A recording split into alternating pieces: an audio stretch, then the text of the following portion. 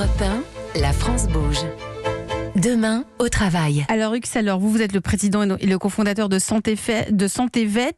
Je crois que vous avez mis en place, vous, un congé paternité, c'est-à-dire un congé quand on adopte un animal de compagnie. Oui, absolument. En fait, nos salariés nous poussaient à cela.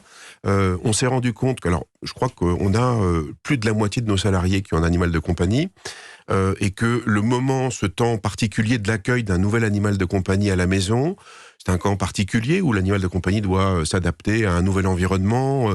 Et donc, ils nous ont soufflé l'idée de créer un congé paternité qui permet effectivement une journée d'accueillir son animal de compagnie pour pouvoir l'accueillir dans les meilleures conditions possibles. Donc, on a mis ça en place. C'est formidable. Vous le dites ça quand vous recrutez ? Un congé également pour le deuil d'un animal de compagnie, parce qu'on sait aussi que ça peut bouleverser la vie d'une famille, des enfants en pleurs, les parents en pleurs, et donc on a proposé ça à nos salariés qui ont, là, cette fois-ci, vraiment accepté en complément de l'accueil, du deuil. Voilà, ça fait partie des choses... arguments pour recruter quand même, alors, non, pas forcément. Oui, bien sûr, c'est très important. On est aussi pet friendly. Donc vous nous l'avez dit, on peut venir avec son animal de compagnie au bureau.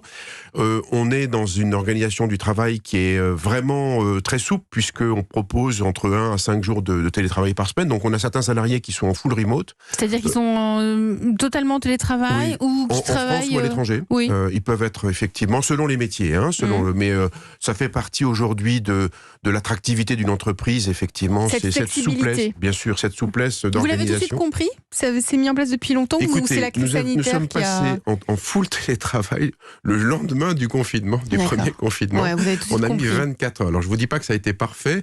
On a eu quelques petits couacs. On s'est rendu compte, en particulier, il y avait certains salariés qui n'avaient pas de connexion Internet chez eux. Bon, donc on a financé des connexions Internet pour que tout le monde ait une connexion Internet.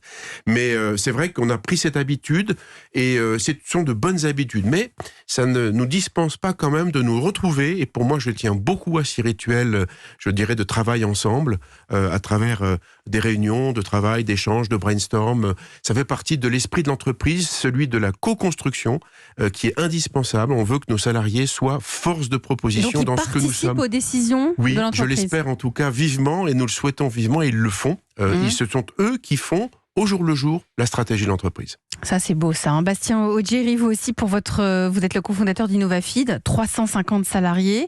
Vous, pour vos salariés, vous faites quoi ? Alors nous, on a une particularité, c'est qu'on a grandi très rapidement. On a quasiment doublé de taille chaque année, ce qui veut dire qu'on a des managers ou des collaborateurs qui sont jeunes et qui ont un temps d'entreprise qui est assez qui n'ont pas forcément toute l'expérience. Donc on a énormément investi dans à la fois la formation et l'accompagnement. Donc on a créé une école chez InnovaFeed de formation à nos métiers qui sont un peu particuliers, qui est celui d'élevage de l'insecte.